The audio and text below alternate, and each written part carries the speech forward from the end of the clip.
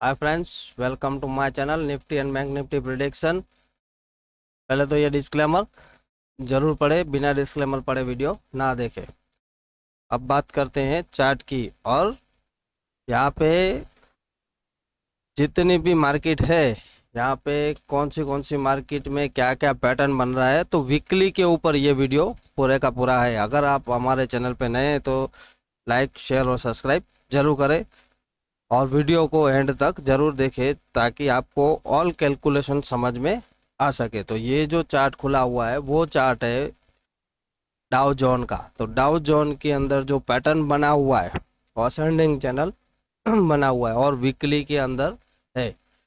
तो multiple support, multiple resistance, fix support and fix resistance इसके अंदर दिए हुए हैं।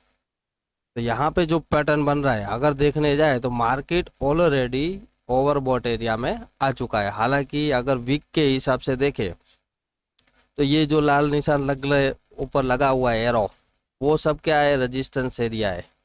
पूरे का पूरा रेजिस्टेंस एरिया है। ऊपर गया था, ऊपर से नीचे आ गया, वापस नीचे गया, टच करके नीचे, मतलब कि ये जो लेवल है वो एक स्ट्रॉन्गेस्ट रेजिस्टेंस है। डाउ जोन अपने रेजिस्टेंस के ऊपर आ चुका है पूरे का पूरा।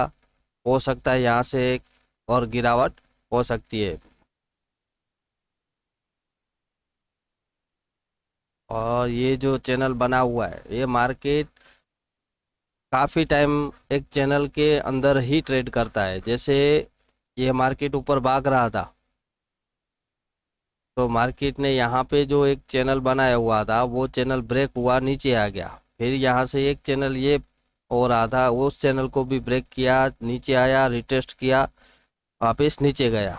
मतलब ये जो चैनल थी वो भी चैनल ऑलरेडी ब्रेक हो गई थी, वापस गया ऊपर, बिना रिट्रेस किए ही सीधे सीधा भागा।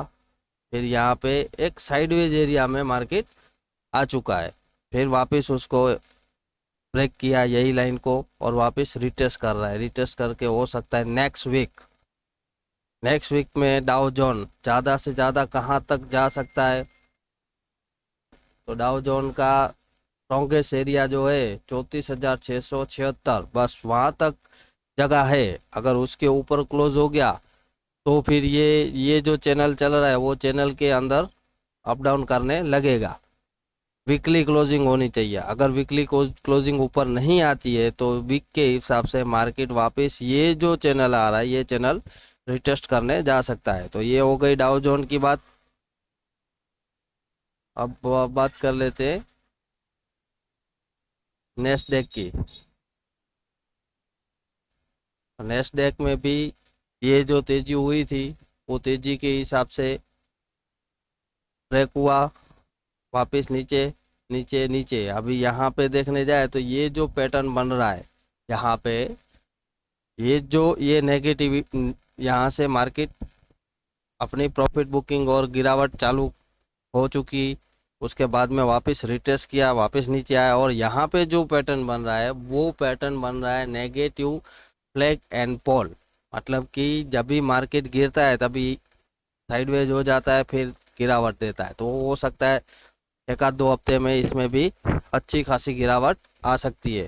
बाकी कुछ लोग यहाँ पे बोल रहे हैं 3 ट्रिलियन 4 ट्रिलियन मार्केट में पैसा आया है तो मार्केट ऊपर ही जाएगा। तो मार्केट ऐसे नहीं चलता है, मार्केट ऊपर भी जाएगा नीचे भी जाएगा, ऊपर नीचे होता रहेगा। कभी भी मार्केट अपने हिसाब से ही चलता है। आपने सेल किया तो मार्केट नीचे जाना चाहिए, आपने बाय किया तो मार्केट ऊपर जाना चाहिए, ऐसे नहीं होता है। मार्केट में सब सेंटीमेंट के ऊपर ट्रेड नहीं होता है, कुछ टेक्निकल भी चीज़ें देखनी पड़ती है। तो टेक्निकल के हिसाब से देखें तो नेस्डेक वीक के हिसाब से वो भी एक अपने रेजिस्टेंस पे आ चुका है। काफ़ी नीचे गया था, वहाँ से एक पैटर्न बना रहा है और हो सकता है यहाँ से और भी वापस एक प्रॉफिट बुकिंग आ भी सकती है।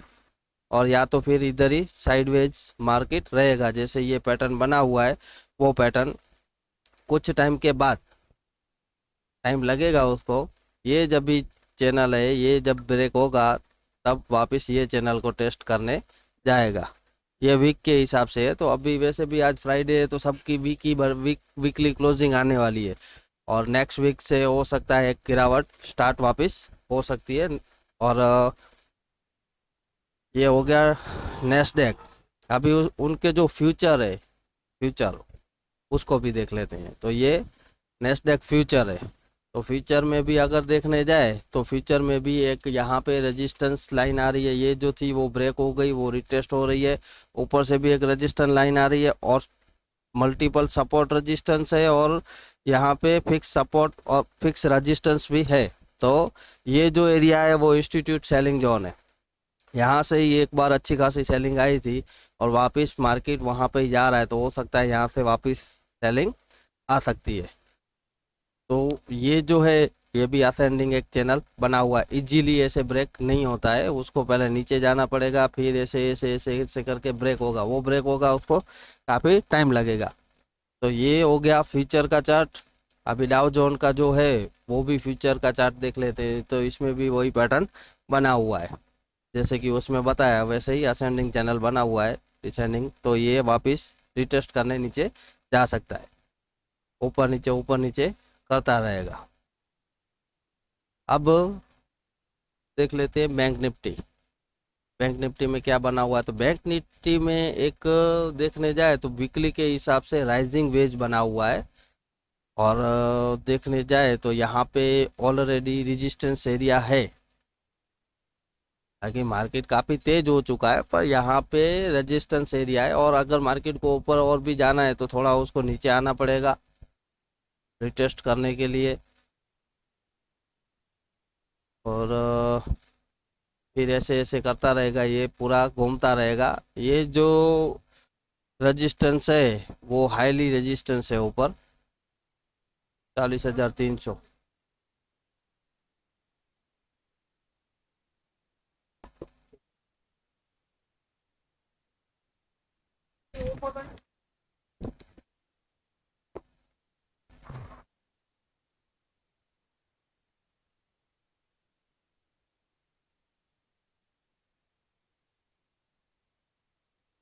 बैंक निफ्टी में रेजिस्टेंस है 40,300, 43,200, कुछ रेजिस्टेंस अच्छा खासा आ रहा है।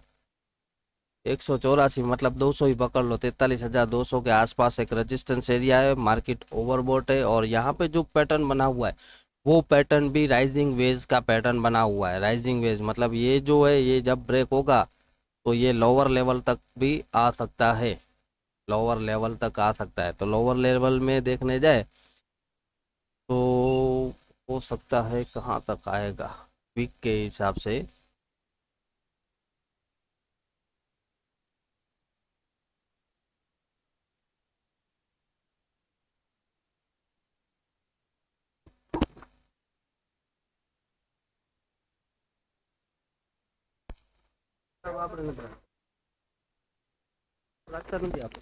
वीक के हिसाब से देखने जाए तो 50% अगर रिट्रेसमेंट होता है टॉप लेवल से तो 30,130 तक मार्केट कभी भी आ सकता है। कभी भी मतलब हो सकता है 12 महीना लगे, 2 साल लगे, 3 साल लगे, ऊपर नीचे करता आएगा। ये जब भी ब्रेक होगा तब जाके ये वापस टेस्ट करने जाएगा 50%।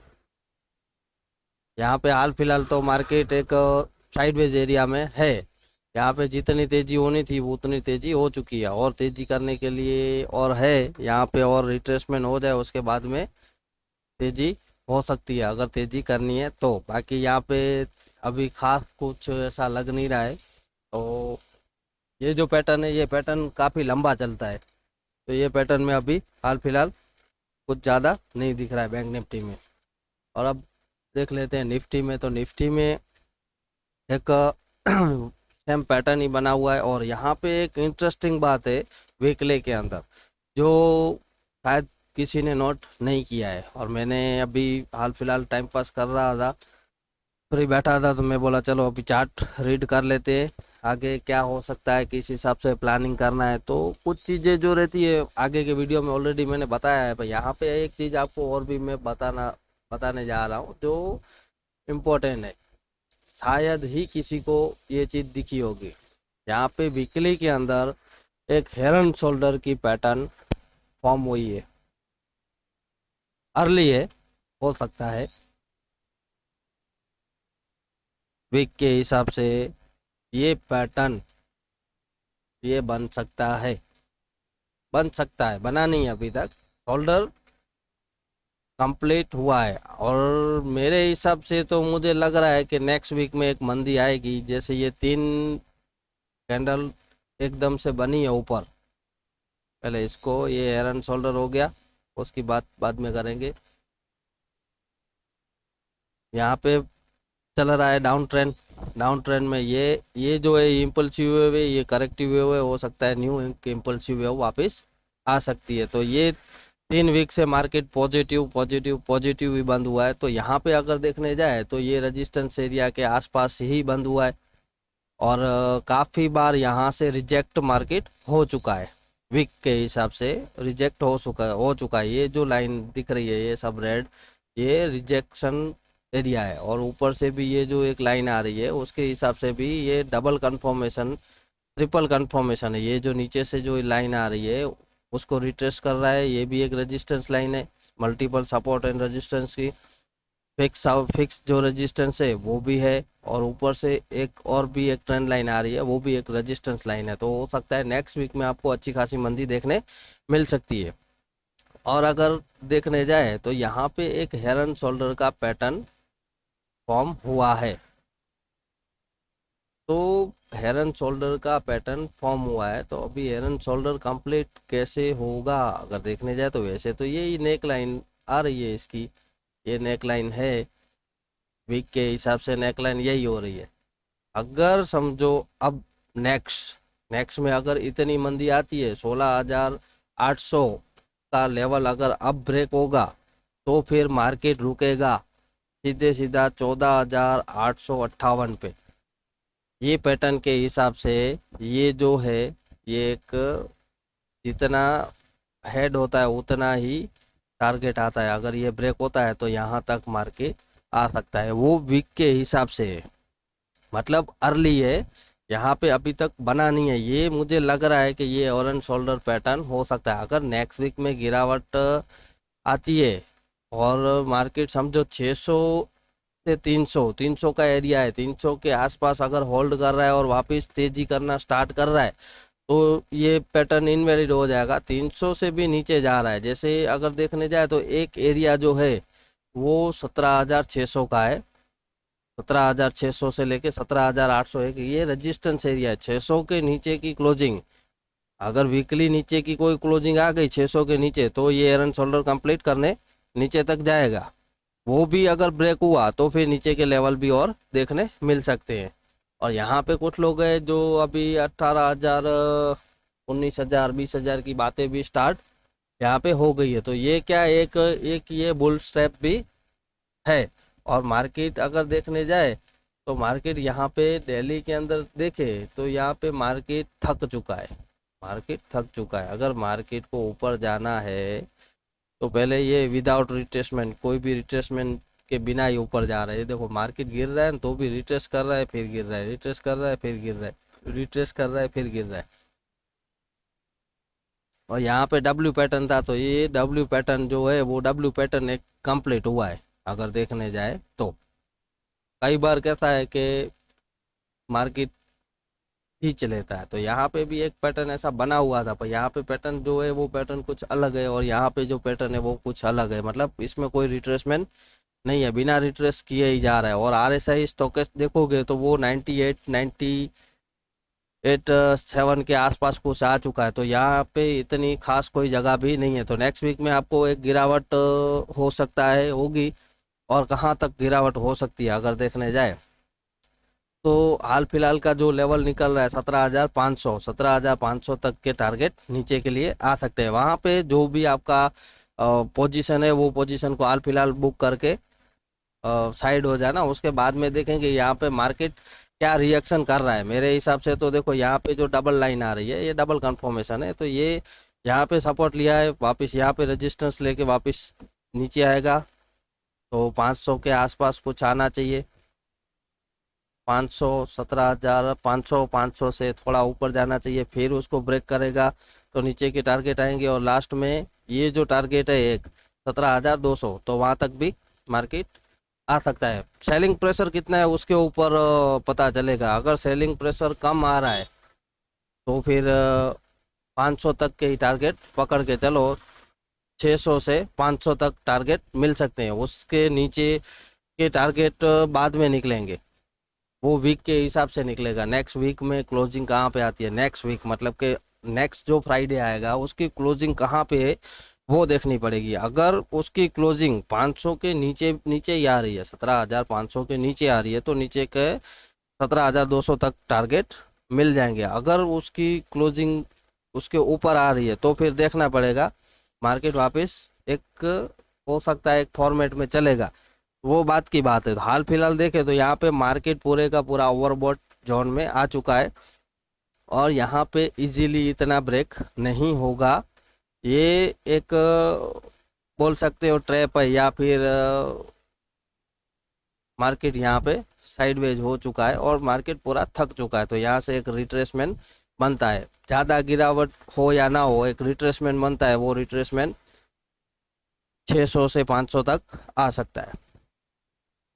ये हो गई निफ्टी की बात, बैंक निफ्टी की बात, डाउ जोन और नेस्डेक सबकी बात यहाँ पे हो चुकी है। अब थोड़ा फ्यूचर के बारे में भी देख लेते हैं। जो ये फ्यूचर चल रहा है, जो ये फ्यूचर चल रहा है SGX, तो SGX में क्या पैटर्न बना हुआ है तो वो भी देख लेते हैं। अगर पैटर्न के हिसाब से देखने जाए डेली के हिसाब से, तो ये ऑलरेडी पैटर्न ये था, इसका ब्रेकआउट आया, और जो ऑलमोस्ट जो टारगेट था वो ऑलरेडी टारगेट यहाँ पे हो चुका है, और यहाँ पे एक रेजिस्टेंस लाइन है, तो ये रेजिस्टेंस लाइन है, नीचे से जो आ रही है वो भी रेजिस्टेंस लाइन है, और ये जो है ये भी एक रेजिस्टेंस लाइन है। यहाँ पे रजिस्ट किया, यहाँ पे सपोर्ट किया, यहाँ पे सपोर्ट किया, यहाँ पे वापस रजिस्ट किया, तो हो सकता है ये रेजिस्टेंस वापस यहाँ से मार्केट रजिस्ट करके नीचे जा सकता है।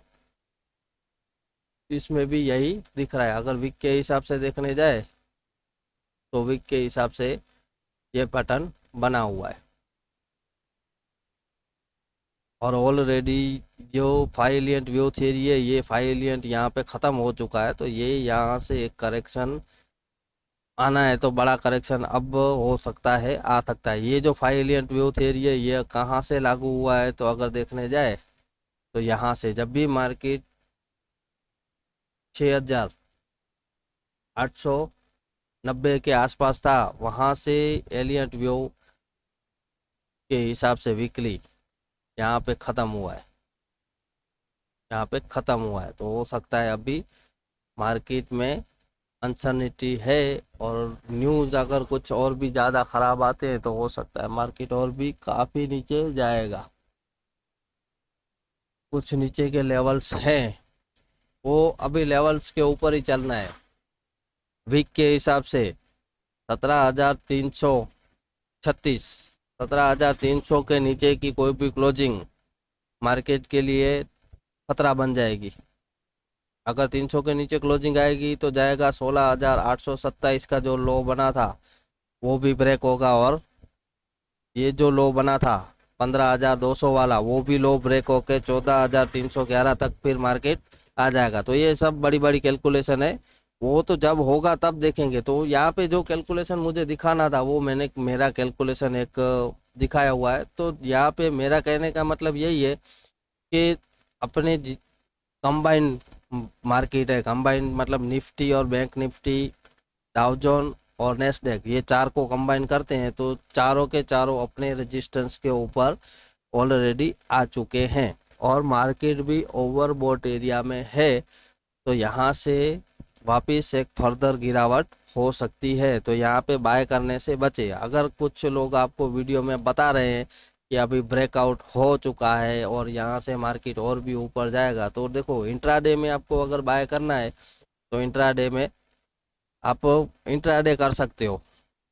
इंट्राडे में वैसे भी हम लोग इंट्राडे करते ही हैं, जो डेली का जो हाई रहता है, हाई के ऊपर बुलिश जोन है तो बाय करके जितना टारगेट मिला 25 पॉइंट, 50 पॉइंट, 30 पॉइंट, 100 पॉइंट, तो उस हिसाब से लेते हैं और प्रॉफिट बुक करके निकल जाते हैं। तो वैसे भी आप अगर इंट्राडे में करना चाहते हो तो कर सकते हो। बाकी अगर पोजिशनल आपको अगर करना है तो पोजिशनल में आपका यहाँ पे बनेगा सेल। अचानक से कभी भी इतना बड़ा गैप डाउन भी हो सकता है और मार्केट जाएगा नीचे। देखो ये सीधे सीधा जा रहा है, सीधे सीधा कभी नहीं जा सकता है, ये 90 डिग्री में जा रहा है। 90 डिग्री में जब भी जाता है ना तभी फिर देखो ये जितना ऊपर खींचेगा, धीरे धीरे खींचेगा, 25 पॉइंट, 30 पॉइंट, 50 पॉइंट, भले 100 पॉइंट की वापस गिरावट आएगी पर वापस बंद ऊपर करेगा। ऐसे करते करते करते अगर खींच रहा है तो फिर बहुत बड़ी मुसीबत हो जाएगी। और अगर यहाँ पे एक चीज़ और भी नोटिस करने जैसी है, मैंने काफ़ी टाइम पहले आपको बताया हुआ है तो यहाँ पे बता देता हूँ। जैसे ये एक टॉप लगा, ठीक है, तो ये टॉप को दूसरा वाला टॉप नहीं काट पाया। ये जो टॉप लगा था उसको ये टॉप नहीं काट पाया। ये जो टॉप लगा था उसको ये टॉप नहीं काट पाया। और ये जो टॉप लगा था उसको ये टॉप नहीं काट पाया। और ये जो टॉप लगा, बराबर है, यहाँ से गिरावट हुई तो यहाँ से ये जो है सबको ये टॉप दिख रहा है, पर यहाँ से ये जो टॉप है, ये टॉप अगर देखने जाए तो ये टॉप कट गया, ये टॉप कट गया। और आगे के वीडियो में बताया था हो सकता है टॉप कटे भी, मतलब फॉल्स ब्रेकआउट होने के चांस ज़्यादा से ज़्यादा है। ये ब्रेकआउट करके फिर मंदी आ सकती है। यहाँ पे पूरी दुनिया बेचने के ऊपर बैठी थी, तभी मैंने बोला था कि यहाँ पे एक छोटा एसएल, अगर आपका एसएल छोटा है तो ट्रेड आप बड़ा ले सकते हो। हमारा जो एसएल था 16,850 के एसएल से बाय में बैठे थे और अच्छा खासा यहाँ पे प्रॉफिट गेन किया। और अब जो है वो यहाँ पे एक सेलिंग की पोजीशन हम लोगों ने बनाई है। और जो एसएल है वो क्लोजिंग, क्लोजिंग तो देखो कुछ ज़्यादा कोई फर्क नहीं है, 17,830, 17,830 के ऊपर अगर वीकली कोई क्लोजिंग अब आती है तो फिर ऊपर मार्केट और जाएगा। वीकली क्लोजिंग मतलब कि देखो अभी ये जो वीक है वो तो वीक वैसे भी ख़त्म हो गई, 28 के ऊपर बंद आया है। अभी मंडे के दिन देखना है क्या कर रहा है मार्केट। तो हमारा जो टारगेट है वो टारगेट 600 तक है। पहला जो टारगेट है 600 का निकलेगा, 600 से लेके 500 तक, तो वहाँ पे प्रॉफिट बुक करके साइड हो जाएंगे। वापस अगर देखेंगे किस हिसाब से क्या बन रहा है उस हिसाब से बाय और सेल होगा। तो यहाँ पे बाय में नहीं फंसना है, यहाँ पे सेल ऑन राइज हो सकता है। मार्केट ऑलरेडी ओवरबॉट जोन में जा चुका है। अगर और भी देखो खींच रहा है मार्केट तो फिर बाय तो भी नहीं करना है, धीरे धीरे धीरे धीरे करके ऊपर जाने देना है। अगर फिर बाय चांस देखो यहाँ पे रेजिस्टेंस तो अच्छा खासा बैठा ही है, यहाँ से पहले यहाँ पे रेजिस्टेंस बैठा हुआ है, मतलब 18,000। अगर मार्केट में अगर देखने जाए तो पॉइंट 200 की जगह है, 200 पॉइंट की और जगह है। पर किसी भी रीजन से अगर ये 200 पॉइंट तक मार्केट जाता है तो फिर आप देखोगे एक नया लो 110%। अगर ये 200 पॉइंट बिना रिट्रेस किए जा रहा है तो फिर बात खत्म हो जाएगी यहाँ पे। और 200 पॉइंट एक ऐसी जगह है, ये 200 पॉइंट देखो अगर मार्केट को ऊपर जाना है तो पहले रिट्रेस करना पड़ेगा, उसके बाद में वापस ये जो है हो सकता है 18,000 भी आए, 18,200 आए, 18,500 की भी लेवल देखने मिले। नई जर्नी स्टार्ट हो सकती है। पर बिना करेक्शन दिए अगर मार्केट सीधे सीधा जा रहा है तो फिर यहाँ से एक अच्छी खासी गिरावट हो सकती है, फिर गिरावट रुकेगी नहीं। और जो बैंक वगैरह है वो भी काफ़ी सारे नेगेटिव न्यूज़ वगैरह अभी हाल फिलहाल बंद हो गया है। अगर देखने जाए तो ये सब एक जाल बनाया जाता है जहाँ पे लोगों को फंसाने के लिए। तो अब यहाँ पे सब लोगों को एक दिखाया जा रहा है लॉलीपॉप, वो लॉलीपॉप लेके दुनिया बैठी रहेगी। यहाँ पे क्लोजिंग देखो, कल की क्लोजिंग क्यों नीचे नहीं आई उसका भी एक रीज़न है कि यहाँ पे कुछ गेम कर दिया। गेम इसीलिए किया कि लोगों को जो जो लोग लॉन्ग पोजीशन लेके गए हैं उन लोगों को ट्रैप कर दिया। जैसे 800 के ऊपर क्लोजिंग आ गई तो यहाँ पे सब लोग हो गए बुलिश, तो अपनी जो बुलिश पोजीशन है वो भी होल्ड है, वो काट के नहीं गए हैं यहाँ पे। और जो शॉर्टर्स थे उन लोगों को भी हाल फिलहाल देखने जाए तो भगाया गया है कि आप हमारे साथ में नहीं चल सकते हो, तो बाद में ही आओ। मतलब वो जो 200-300 पॉइंट के बाद में जो पब्लिक है ना, उसको बाद में पता चलता है अरे ये तो गिर गया, अभी यहाँ से सेल ऑन राइज होगा ऐसे। तो टॉप ज़्यादातर देखो, टॉप और बॉटम कोई नहीं पकड़ सकता है। हम अर्ली एंट्री लेते हैं टॉप और बॉटम के लिए, एक रेजिस्टेंस देख के वहाँ पे सेल हो सकता है ज़रूर। बाकी टॉप और बॉटम फाइन करना अपना काम नहीं है, जितना समझ में आता है उतना ही करते हैं, उसमें 2 पैसा मिल जाता है। तो यहाँ पे जो अपनी पोजीशन है वो सेल की है। और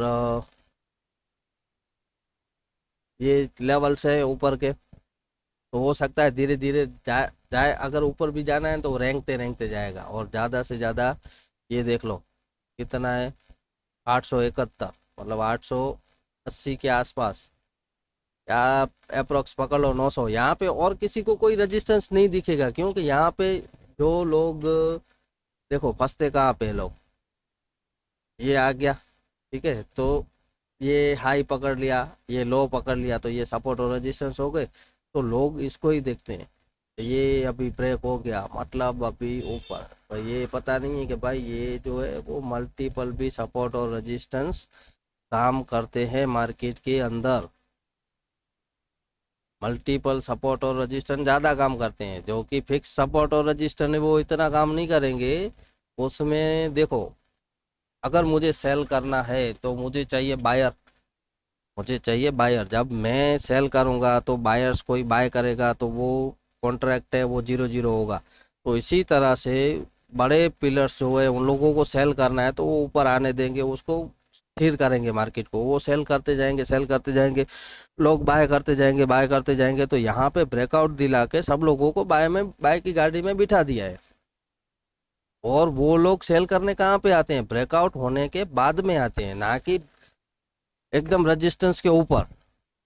कई बार नोट किया हुआ है, रेजिस्टेंस के ऊपर जब ब्रेकआउट आ जाए उसके बाद में ही सेल और बाय करने वाले ज़्यादा आएंगे। कहाँ पे, ब्रेकआउट पे। तो सेल करने वाले भी ब्रेकआउट के बाद में ही सेल करेंगे, ये बिग पिलर की एक थ्योरी है। तो यहाँ पे होता है असली गेम, और फिर पता चलता है कि मार्केट तो 2-3 दिनों में गया नीचे। और अगर आप लोग सेल करते हो और बिग पिलर है वो बाय करेगा, बिग पिलर बाय करेगा, तो वो देखो यहाँ पे मार्केट को ऐसे ऐसे झूला खिला रहे थे नीचे, पता है। अभी रिटेलर सब सेल में थे, सबके सब सेल में थे, बराबर है। तो उन लोगों को सेल में, यहाँ पे उन लोगों ने क्या किया, उन लोगों को बाय करना था, वो लोग बाय करते गए, बाय करते गए, रिटेलर सेल करते गए, सेल करते गए, सेल के ऑर्डर खत्म हुए, वैसे ही मार्केट रॉकेट हो गया। तो ये कुछ रॉकेट साइंस नहीं है, यहाँ पे कुछ लॉजिक लगाने की ज़रूरत है। और एक चीज़ और भी मैं बता रहा हूँ जो आपको और भी एक आइडिया दे सकती है, जैसे कि ये FNO डेटा। तो डेटा के हिसाब से अगर देखें तो देखो मार्केट में शॉर्ट्स बहुत बने हुए थे, तो धीरे धीरे धीरे धीरे शॉर्ट्स को कवर किया गया। मतलब मार्केट के अंदर मेरा मानना ये है कि बाय नहीं आया है, यहाँ पे FIS है वो देखो थोड़ा थोड़ा बाय कर रहा है। मतलब कितना 200 करोड़ 300 करोड़ ऐसे ऐसे कर रहा है, पर जब सेल करता है ना तभी 1000 करोड़ 5-5 हजार करोड़ का सेल होता है। तो ये फ्यूचर उनके धीरे धीरे धीरे कम होते गए और मार्केट को शॉर्ट कवरिंग करा करा के अपनी जगह पे ला दिया। तो अब आगे देखते हैं क्या होता है। मेरे हिसाब से तो यहाँ पे सेल ऑन राइज होना चाहिए। तो अब मिलते हैं नेक्स्ट वीडियो में, आशा करता हूँ इतना समझ में आ गया हो।